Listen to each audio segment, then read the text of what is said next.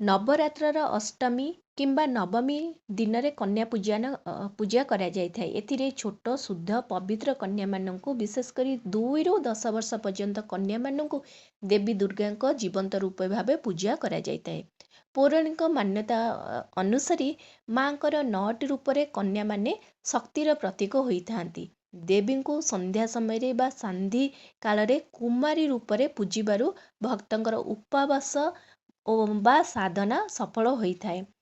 ତା ସହିତ ପ୍ରଚଳିତ ପ୍ରଥା ରହିଛି ଯେ କନ୍ୟାମାନଙ୍କୁ ସେଦିନ ତାଙ୍କର ପାଦ ଧୁଆଯାଏ, ତାଙ୍କୁ ଚନ୍ଦନ ସିନ୍ଦୁର ପୁଷ୍ପ ଆଳତି କରାଯାଏ। ତା ସହିତ ପ୍ରସାଦ ମଧ୍ୟ ବଣ୍ଟା ଯାଇଥାଏ।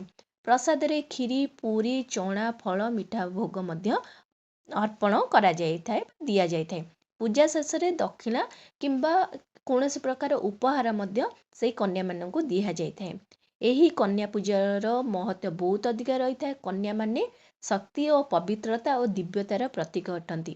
ଏହି ପୂଜା କଲେ ଦେବୀଙ୍କର କୃପା, ସନ୍ତାନ ସୁଖ, ପାରିବାରିକ ସମୃଦ୍ଧି ଓ ମଙ୍ଗଳ ମିଳେ। ଭକ୍ତମାନଙ୍କ ବିଶ୍ୱାସ କରନ୍ତି କନ୍ୟା ପୂଜା ବିନା ନବରାତ୍ରର ପୂଜା ଅସମ୍ପୂର୍ଣ୍ଣ ରହିଥାଏ। କନ୍ୟା ପୂଜା ହେଉଛି ଜୀବନ୍ତ ଦେବୀଙ୍କ ଆରାଧନା, ଯାହାରେ ମାଙ୍କର ଅନନ୍ତ କୃପା ଭକ୍ତମାନଙ୍କୁ ମିଳିଥାଏ।